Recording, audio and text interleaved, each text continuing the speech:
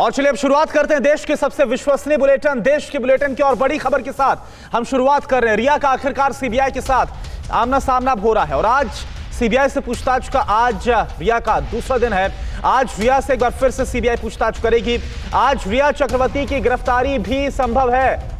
जो जानकारी सामने आ रही है, सख्ती के साथ रिया की पूछताछ के लिए रिया की गिरफ्तारी संभव है। जो जानकारी सामने आ रही है, कई सवालों के जवाब पर सीबीआई को शक है। और इस सब के बीच कल रिया से पूछताछ का पहला दिन था। पहले दिन रिया काफी परेशान नजर आ रही थी, मीडिया से काफी खफा भी हुई रिया। सीबीआई ने रिया से करीब 10 घंटे तक पूछताछ की। सीबीआई के सवालों से रिया चक्रवर्ती घबरा गई। पूछताछ के बाद सांता क्रूज थाने पहुंची रिया चक्रवर्ती। मीडिया से बचने के लिए थाने पहुंच गई रिया। थाने पहुंचकर रिया ने सुरक्षा की मांग की। आपको बता दें कि डीआरडीओ गेस्ट हाउस से सीधे जब अपने घर पहुंची तब वहां पर मीडिया का जमावड़ा देखकर गुस्से में आ गई।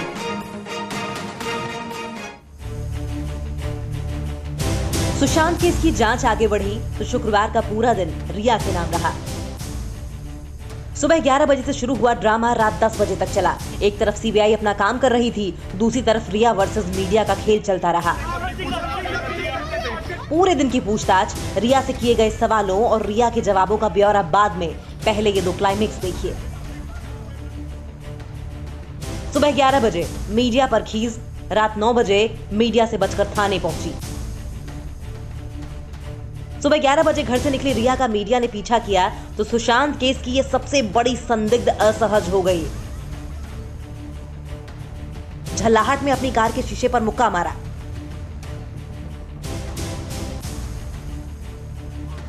रिया की मीडिया से ऐसी ही अदावत दोबारा तब दिखी जब वो पूछताछ के बाद अपने घर लौटी। घर पर मीडिया को देख रिया एक बार फिर भन्ना गई।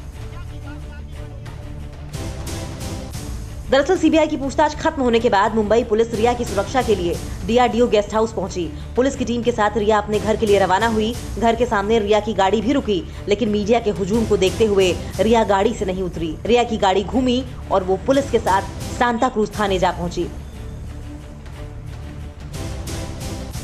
रिया के साथ उनका भाई शौविक भी उस दौरान मौजूद था। थाने में करीब आधे घंटे रुकने के बाद रिया पुलिस की भारी सुरक्षा में दोबारा घर पहुंची। माना जा रहा है कि रिया मीडिया से बचने के लिए पुलिस संरक्षण की मांग कर रही है। इससे पहले पूरे दिन रिया के जहन में छिपे रहस्यों को बाहर निकालने की कोशिश चलती रही। और सुशांत केस को लेकर अगली बड़ी खबर, सुशांत सिंह राजपूत की मौत के मामले में शुक्रवार को पहली बार सीबीआई ने रिया चक्रवर्ती से पूछताछ की। सीबीआई ने रिया से करीब 10 घंटे तक पूछताछ की है। सीबीआई ने रिया से क्या क्या सवाल पूछे और किस तरह से जवाब दिया गया, ये बहुत जरूरी है आपके लिए जानना। 100 सेकंड में आप देखिए। सीबीआई के सवालों पर अटकी रिया चक्रवर्ती। ड्रग्स डेथ की थ्योरी पर जल्द होगा खुलासा। सीबीआई ने रिया से की 10 घंटों तक पूछताछ। सुशांत राजपूत की हत्या के आरोप में घिरी रिया अब अपनी ही गुत्थी में उलझती नजर आ रही हैं। सीबीआई के तीखे सवालों पर रिया की जुबान लड़खड़ा रही है। शुक्रवार को सीबीआई ने मुंबई में डीआरडीओ के गेस्ट हाउस में रिया चक्रवर्ती से लगभग 10 घंटों तक पूछताछ की। सुबह 11:20 पर शुरू हुई पूछताछ मैराथन थी। शुरुआती 2 घंटे तक सीबीआई ने रिया को खुद की सफाई पेश करने को कहा। रिया की सफाई के बाद सीबीआई के सवालों की झड़ी लगी तो रिया की जुबान लड़खड़ाने लगी। सीबीआई के कई तीखे सवालों पर रिया कई बार अटकी। चलिए अब आपको बताते हैं कि सीबीआई के वो कौन से सवाल थे जिनके सामने रिया के हलक में जुबान कई बार अटकी। सूत्रों की माने तो सीबीआई ने रिया से सवाल किया कि कैसे वो सुशांत सिंह राजपूत के संपर्क में आई और कब उसने सुशांत के साथ डेटिंग करना शुरू किया। सीबीआई ने रिया से ये भी पूछा कि सुशांत के साथ उसके रिश्ते कैसे थे। सीबीआई के सवालों की फहरिस्त में कई सवाल थे। सीबीआई ने रिया से ये भी पूछा कि यूरोप यात्रा के दौरान क्या हुआ था, कब वो सुशांत को इलाज के लिए ले गई और आखिर क्यों उन्होंने सुशांत के पिता की कॉल को नजरअंदाज किया। रिया से यह भी पूछा गया कि क्यों उन्होंने 8 जून को सुशांत का घर छोड़ा और सुशांत के मैसेज को उन्होंने नजरअंदाज करते हुए उनका नंबर ब्लॉक किया। सीबीआई ने रिया से यह भी पूछा कि आखिर उन्हें सुशांत सिंह राजपूत की मौत के बारे में कब पता चला, उन्हें इसकी सूचना किसने दी, वो सुशांत के फ्लैट पर कब गईं और कूपर अस्पताल जाने का वक्त क्या था। सीबीआई रिया से आज फिर पूछताछ करने वाली है। बार बार अपने बयान बदलने वाली रिया पर सीबीआई का शिकंजा कस चुका है। अनुमान है कि जल्द ही सुशांत की डेथ थ्योरी पर जमी साजिशों की धूल हटेगी। और टीवी9 भारतवर्ष के सूत्रों के मुताबिक रिया कुछ बता रही है तो बहुत कुछ छुपा रही हैं, और वो जो बता रही है उसमें सच आखिर कितना है ये जांचने काम एजेंसियों का है। लेकिन जो एक बात तय नजर आती है वो ये कि सुशांत के साथ जो हुआ उसमें कहीं ना कहीं उसकी गलती या फिर चूक जरूर है। ऐसे में सुशांत केस के सच तक पहुंचने के लिए कुछ बड़े सवाल है जिनका जवाब उससे एजेंसियों को लेना ही होगा। वो सवाल आखिर कौन कौन से हैं और उनके सही जवाब आखिर क्यों बहुत जरूरी हो गए, ये 9 बड़े सवाल आपके सामने जो कि रिया से पूछने बहुत जरूरी है।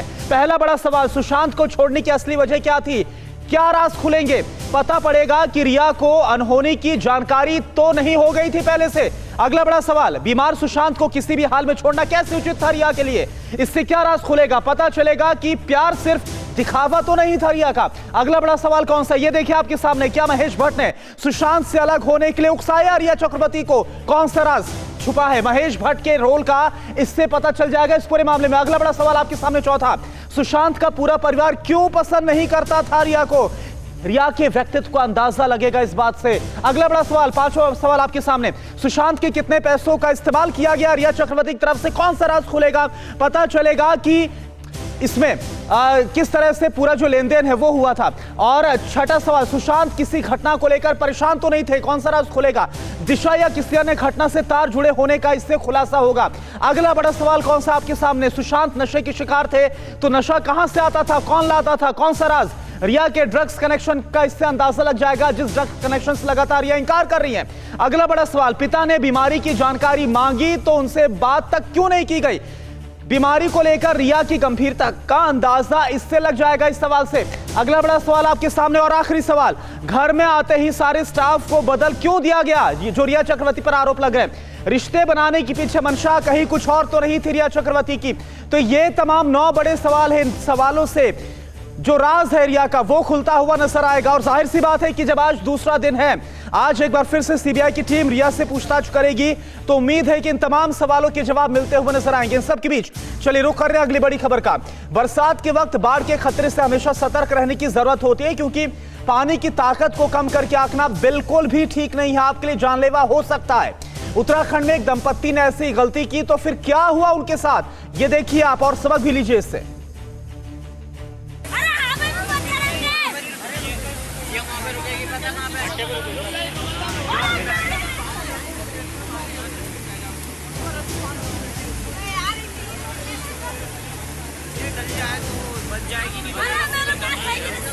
दो जिंदगियों के साथ एक कार बरसाती नाले में कुछ यूं बहती रही।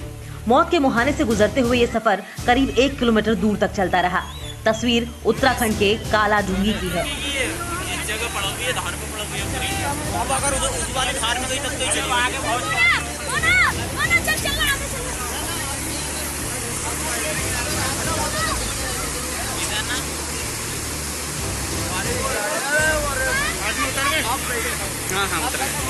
पहाड़ों में हुई भारी बरसात के बाद यहाँ का मैथी शाह नाला उफान पर आ गया।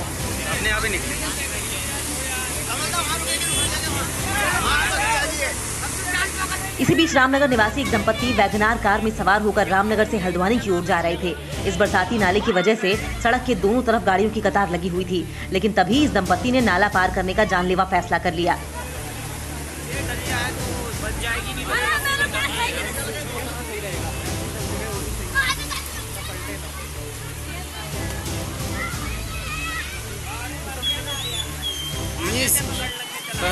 इसके बाद जो कुछ हुआ वो आप देख सकते हैं। नाले के तेज बहाव में कार बह गई तो बहती ही चली गई। हादसे के बाद मौके पर मौजूद ग्रामीण सहायता के लिए भागे। ग्रामीणों ने किसी तरह कार के पीछे भागकर दंपत्ति को रेस्क्यू किया। कार सवार दोनों लोगों को मामूली चोटें आई हैं, लेकिन उन्हें सुरक्षित निकाल लिया गया। तो आज आधे से ज्यादा हिंदुस्तान पर बाढ़ का कहर है। बाढ़ से ऐसा हाहाकार मचा है कि पहाड़ से लेकर मैदान तक आसमान से बारिश तबाही बनकर बरस रही है। बिहार और असम के अलावा मध्य प्रदेश के कई हिस्सों में बाढ़ का कहर देखने को मिल रहा है। 100 सेकंड में आप पूरी खबर देखिए। सिर्फ रस्सी का सहारा और थोड़ी देर में रस्सी से मिली जिंदगी दोबारा। पानी का सैलाब ऐसा कि जिंदगी मौत बनकर मंडराने लगी। फिर मिला रस्सी का सहारा और इसी रस्सी के सहारे जिंदगी आ टिकी। एक शख्स की जिंदगी बचाने के लिए होती है जद्दोजहद मध्य प्रदेश के होशंगाबाद की है। पानी का सैलाब ऐसा आया कि शख्स बिजली का पोल पकड़कर मौत को मात देने में जुट गया। फिर रस्सी के सहारे मौत के मुंह से इस शख्स की जिंदगी बचाई गई।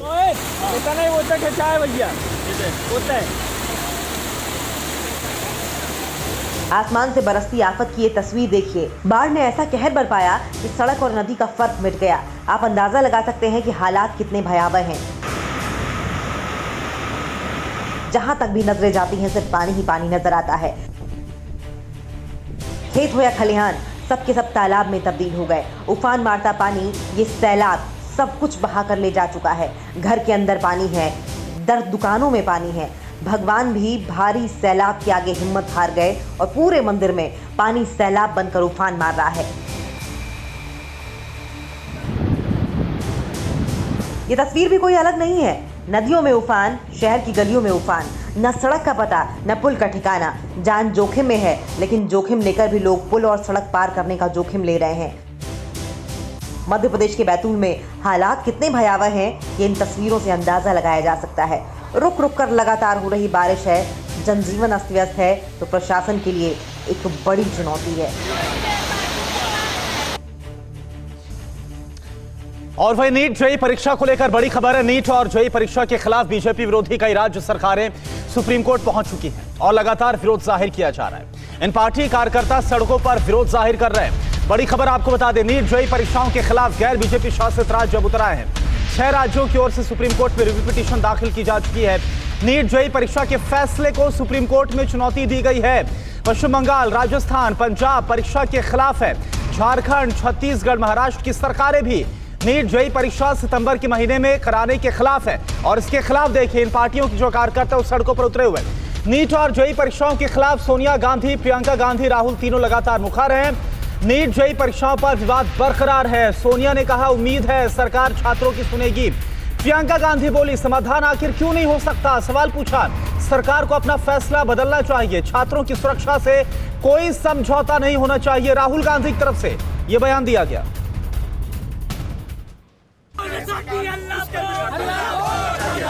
लखनऊ, जयपुर, राष्ट्रीय स्तर पर परीक्षाएं होती है, उन परीक्षाओं पटना, बंद करो। कोलकाता। एक तरफ छात्रों के स्वास्थ्य का सवाल है, दूसरी तरफ उनके भविष्य का प्रश्न। बीजेपी विरोधी पार्टियां इन दिनों जेईई और नीट के छात्रों की लड़ाई के नाम पर केंद्र और बीजेपी से भी हिसाब चुकता कर रही हैं। लखनऊ की सड़कों पर पहले समाजवादी उतरे, तो फिर बारी आई आम आदमी पार्टी की। हाल ही में कांग्रेसी हाथ से फिसलते फिसलते रह गए। सचिन पायलट ने जयपुर में मोर्चा संभाला। चुनावी राज्य बिहार की राजधानी पटना में भी कांग्रेसी सड़कों पर उतरे और परीक्षाएं स्थगित करने की मांग की। परीक्षा के खिलाफ मुखर रही दीदी के समर्थकों ने कोलकाता की सड़कों पर केंद्र के फैसले का विरोध किया। बीजेपी विरोधी दलों की मुहिम की हवा निकालने की कोशिश यूपी के सीएम ने की। योगी आदित्यनाथ ने 9 अगस्त को हुई बीएड की परीक्षा का हवाला दिया। योगी का तर्क है कि उस परीक्षा में भी 5 लाख स्टूडेंट्स शामिल हुए, लेकिन कहीं से भी उसकी वजह से संक्रमण बढ़ने की बात सामने नहीं आई। जेईई और नीट की परीक्षाओं पर बीजेपी विरोधी पार्टियों को गोलबंद करने की कोशिश कर रही सोनिया गांधी ने छात्रों के नाम एक वीडियो मैसेज जारी किया है। I feel for you because you are now facing a very difficult situation. I hope the government listen to your voices and act upon your wishes. This is my advice to the government. Priyanka Gandhi ने सरकार से सवाल पूछा है कि छात्रों और parents की चिंताओं को सुनना ही होगा। दोनों परीक्षाएं इसी सितंबर महीने में हैं। सुप्रीम कोर्ट की हरी झंडी के बाद केंद्र सरकार जोर शोर से तैयारियों में जुटी है, जबकि विपक्ष उतनी ही बुलंद आवाज में सरकार से सवाल पूछने में लगा है। लव जिहाद को लेकर बड़ी खबर उत्तर प्रदेश से। योगी सरकार के लाख सख्ती के बावजूद उत्तर प्रदेश में धर्म परिवर्तन के मामले खत्म होने का नाम नहीं ले रहे। बड़ी खबर आपको बता दें, उत्तर प्रदेश में लव जिहाद के मामले काफी तेजी के साथ बढ़ रहे हैं। ताजा मामला मेरठ का है, जहां पर मेरठ में असम की युवती को पुलिस ने छुड़ाया। 17 दिनों की कैद के बाद इस युवती को मुक्त कराया गया। नशीली दवाइयां युवती को दी जाती थी और आरोपी रेप की वारदात को भी अंजाम दे रहा था। सच्ची मोहब्बत में झूठ और फरेब के खिलाड़ी, शहर शहर घूम रहे लव जिहाद के शिकारी।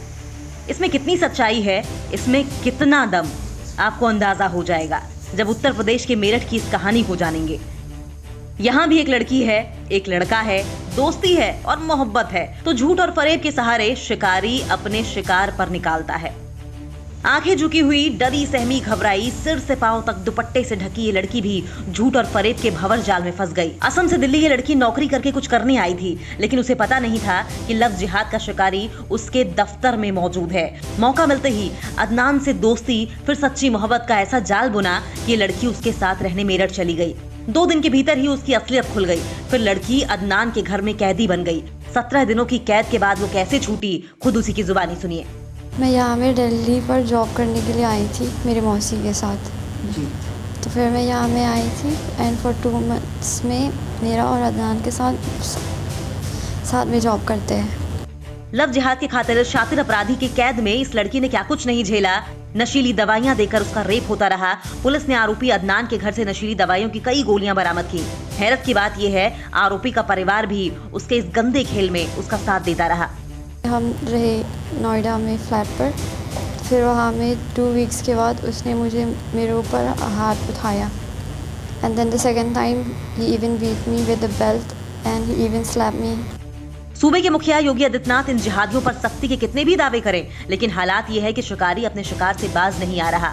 पुलिस के लिए भी ऐसे अपराध को रोकना एक चुनौती है। और भारत और चीन के मौजूदा तनाव को लेकर बड़ी खबर आपको बता दें। सीमा विवाद को लेकर भारत और चीन के रिश्ते में तनातनी लगातार जारी है और उन सब के बीच भारत में चीन के राजदूत सुन वेंडोंग की तरफ से एक इंटरव्यू सामने आया और इसमें सुन वेंडोंग ने दोनों देशों के रिश्ते पर कई बातें कही हैं। सुन वेंडोंग ने साफ कहा कि एक घटना के आधार, यानी कि गलवान घाटी घटना का जिक्र किया, एक घटना के आधार पर पड़ोसी देश को दुश्मन की तरह आंकना गलत है, जबकि दोनों देश एक दूसरे के पार्टनर्स हैं, ना कि प्रतिद्वंदी हैं। सुन वेंडोंग की तरफ से बड़ा बयान।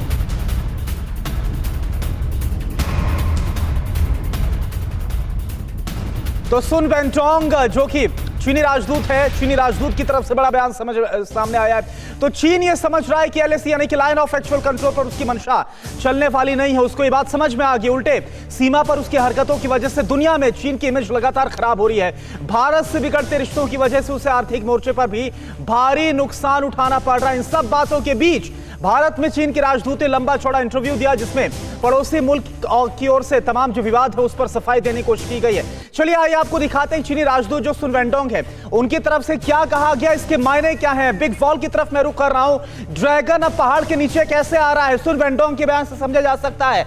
चीन की बातें और चीन की इरादे दोनों आप समझिए। एक घटना की वजह से पड़ोसी को दुश्मन समझना गलत है, सुन वेंडोंग की तरफ से कहा गया। इरादा, रिश्ते सुधारने की बेचैनी अब चीन में साफ तौर पर नजर आती है। अगली बड़ी बात, चीन के कदम को विस्तारवाद के रूप में नहीं देखना चाहिए। यहां इरादा क्या है, इमेज बदलने की चाहत अब चीन की, क्योंकि पूरी दुनिया समझ चुकी कि चीन कैसे इरादे पालता है। चीनी कंपनियों के व्यापार पर रोक लगाना गलत है। क्यों? क्योंकि आर्थिक मोर्चे पर छटपटाहट चीन की लगातार साफ हो रही है। उसे के बाद एक तमाम झटके झेलने पड़ रहे हैं। भारत चीन संबंधों पर चीनी निर्णय में कोई बदलाव नहीं है, भरोसे में लेने की कोशिश, यह इरादा साफ तौर पर नजर आता है सुन वेंडोंग की इस बयान के बाद। अगली बड़ी बात क्या है, दोनों देश एक दूसरे के पार्टनर्स हैं, ना कि प्रतिद्वंदी हैं। इरादा क्या है, दुश्मनी छिपाकर दोस्ती दिखाने की यह कोशिश है। लेकिन आपको पता है कि जो उसकी बात है और जो उसके कारनामे दोनों मेल नहीं खा रहे इस वक्त। इधर गलवान घाटी में जो संघर्ष हुआ, इसके बाद संचार के द्विपक्षीय चैनल खुले। पहले गुस्ताखी, अब सुलह दिखाना, यह साफ तौर पर बड़ी चालबाजी यहां पर चीन की नजर आती है। जमीनी स्तर पर हालात नियंत्रण में है, कोई झड़प नहीं है। इरादा क्या है, जमीनी हकीकत को झुठलाने की कोशिश चीन की तरफ से की जा रही है। और अगर ऐसी बात है तो चीन अपनी तरफ से एनफोर्समेंट लगातार क्यों बढ़ा रहा है, यह एक बहुत बड़ा सवाल है। तो ये तमाम बड़ी बातें हैं जो कि हमने आपको समझाई है। तो आप जरा समझिए कि सुन वेंडोंग की तरफ से भले ही बयान दिया गया हो, लेकिन एलएसी की उस तरफ क्या हालात हैं, किस तरह से लगातार खुद को और भी ज्यादा मजबूत करने की कोशिश चीन की तरफ से हो रही है। तो ये बातें जो हमने आपको दिखाई सुन वेंडोंग की तरफ से और जो खुद चीन हरकतों को अंजाम दे रहा है, बिल्कुल मेल नहीं खा रही है। इधर लद्दाख में जो टेंशन है, तनाव देने वाले चीन पर एक और बड़ा खुलासा हुआ। चीन अब अरुणाचल में खौफनाक प्लानिंग में लगा हुआ। ये देखिए जो बातें, इरादे और उसकी जो सच्चाई, इससे जुड़ी एक और बड़ी खबर है आपके सामने। चीन ने बॉर्डर पर एक ऐसा पुल बनाया है जिसका इस्तेमाल भारतीय इलाके में बर्बादी के लिए किया जा सकता है। आखिर क्या है ड्रैगन का वाटर बम प्लान, इस रिपोर्ट के जरिए आप जरूर देखिए।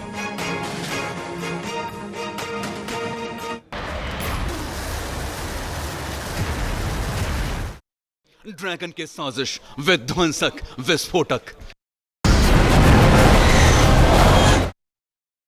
अरुणाचल बॉर्डर पर वाटर पंप, जिसके आगे fail atom pump. Arunachal Pradesh के सांसद का बेहद सनसनीखेज खुलासा। चीन के वाटर बम का सबसे प्रामाणिक चश्मदीद। यह है अरुणाचल प्रदेश के सांसद तापर गांव और उन्होंने ऐसा खुलासा किया है जो हिला देने वाला है। सांसद तापर गांव ने दावा किया है कि चीन ने अरुणाचल बॉर्डर पर सांगपो नदी में आर्टिफिशियल लेक बना ली है और यहीं पर चीन ने वाटर बम बनाया है। अगर इसमें चीन ने धमाका किया तो एटम बम से भी बड़ी तबाही होगी।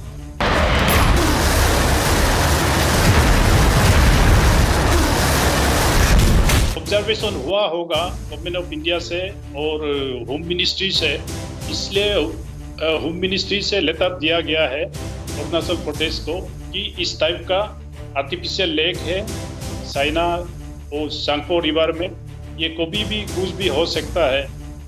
सांसद तापर गांव के मुताबिक होम मिनिस्ट्री ने इस बारे में अरुणाचल सरकार को अलर्ट किया है। अगर चीन ने वाटर बम में धमाका किया तो असम और अरुणाचल से लेकर बांग्लादेश में भी भारी तबाही होगी। अगर चाइना इस वाटर बम को फुटाएंगे, इंडिया की ओर छोड़ देंगे, ये हमारा ह्यूमन एनिमल प्रॉपर्टी सारा इतना डेवास्टेटिंग होगा, इसका इमेजिन आप नहीं कर सकता है। आपको बता दें, चीन ने साल 2000 में वाटर बम की टेस्टिंग की थी और उस वक्त अरुणाचल में भीषण बाढ़ आई थी। और चीन की सच्चाई क्या है, इसको दिखाती एक बड़ी खबर आपको बता दें। चीन में एक पुल देखते ही देखते कैसे धराशायी हो गया, ये बड़ी खबर। चीन में पुल जमींदोज हो गया। एक्का-डक्ट नदी पर यह पुल बना हुआ था और महज कुछ ही सेकंड में यह धराशायी हो गया। ये देखिए तस्वीर हम आपको दिखा रहे हैं। दक्षिणी पश्चिमी चीन में एक्का-डक्ट नदी है। पुल गिरने से किसी के हताहत होने की खबर नहीं है, लेकिन आप देखिए कि कुछ इस तरीके से चीन में काम होता है और कुछ यही ताकत है। ये जो झूठ है ये सच्चाई है और जो झूठ है वो पूरी दुनिया में दिखाता है चीन, और सच्चाई तस्वीर जरिए चीन के सामने आ ही जाती है। एक्का-डक्ट नदी है और वहां पर देखते देखते चीन में ये जो पुल बना हुआ है एक्का-डक्ट नदी में वो गिर गया।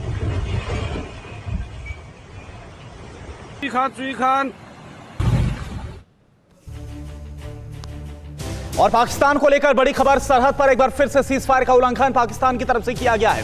पाकिस्तान की ओर से जमकर गोलीबारी की गई है और पाकिस्तान ने कायराना हरकत दिखाते हुए एक बार फिर से रिहायशी इलाकों को टारगेट किया है। बालाकोट सेक्टर में जमकर गोलीबारी की गई है। घर की छत पर बैठे एक शख्स को गोली भी लग गई इस गोलीबारी में।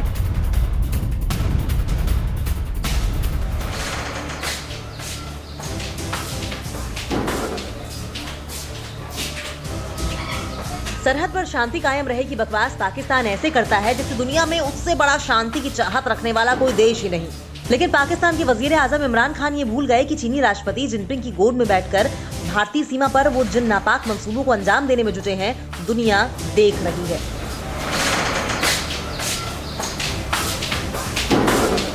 गोलियों की गड़गड़ाहट और धुएं का गुबार। ये तस्वीर जम्मू कश्मीर के बालाकोट की है। छटपटाहट ऐसी है कि जनरल बाजवा की गोलियां भारतीय सरहद को पार कर जम्मू कश्मीर के रिहायशी इलाकों में आने लगी हैं। मेंढर सेक्टर में एक युवक अपने घर की छत पर बैठा था, तभी सरहद पार पाकिस्तान से आई एक गोली उसे भेद गई और वो जख्मी हो गया। आज तकरीबन 6 बजे एक शख्स जो उसका नाम वाजिद हुसैन शाह अपने घर के छत पे बैठा हुआ था। अचानक पाकिस्तान की तरफ से एक जो गोली है उसके आगे सर जिस्म पे टकराई है, जिसकी वजह से वो शदीद तरह से ज़ख्मी हो गया। उसे सब ज़िला अस्पताल मेंढर मुंतकिल किया गया है। घर में बैठा हुआ था, पौड़ियों पे अचानक गोली है पीछे से तो लग गई है, इसके फायर चल रहा है। सुबह से उधर आगे चल रही है, बिरयानी गली में उस साइड आगे चल रही है। बैंकर जो बने थे पानी भरे हुए हैं, आप जाके देख लो कि कैसे बैंकर बने। जम्मू कश्मीर में अनुच्छेद 370 खत्म होने के बाद इमरान खान और जनरल बाजवा की कुलबुलाहट इतनी बढ़ गई है कि आए दिन सरहद पर सीज फायर का उल्लंघन होने लगा है। सिर्फ इस साल जून तक पाकिस्तान की ओर से 2432 से ज्यादा बार सीज फायर का उल्लंघन किया गया। अब पाकिस्तान को भी ये समझ लेना चाहिए कि ये नया हिंदुस्तान है। वो जब बदला लेगा तो पाकिस्तान के पास लाशें गिनने के लिए लोग भी नहीं होंगे। और वहीं घाटी में एक बार फिर से आतंकवादियों ने सिर उठाने की कोशिश की है, जिसका माकूल जवाब सेना की तरफ से दिया जा रहा है। जम्मू कश्मीर के पुलवामा में मुठभेड़ हो रही है और अभी भी मुठभेड़ जारी है। ताजा जानकारी जो आपको दे रहे हैं, जादौरा इलाके में सुरक्षा बलों और आतंकवादियों के बीच ये मुठभेड़ हो रही है। सुरक्षा बलों ने पूरे इलाके को कॉर्डन ऑफ कर रखा है। सुरक्षा बलों और आतंकवादियों में मुठभेड़ अब भी जारी है। तस्वीरें हम आपको दिखा रहे हैं मुठभेड़ की। पुलवामा जिले के जादौरा इलाके में ये मुठभेड़ शुरू हुई और पूरे इलाके कॉर्डन ऑफ किया गया। पुलिस और सुरक्षा बल की तरफ से ज्वाइंट ऑपरेशन है जिसको अंजाम दिया जा रहा है। और ताजा अपडेट ये कि अभी भी आतंकवादियों के खिलाफ यह ऑपरेशन चल रहा है। इधर एलएसी यानी कि लाइन ऑफ एक्चुअल कंट्रोल पर ड्रैगन की साजिशों पर बहुत बड़ा खुलासा। चीन ने अक्टूबर में कुछ बड़ा करने की प्लानिंग रच रखी है। आप देखिए,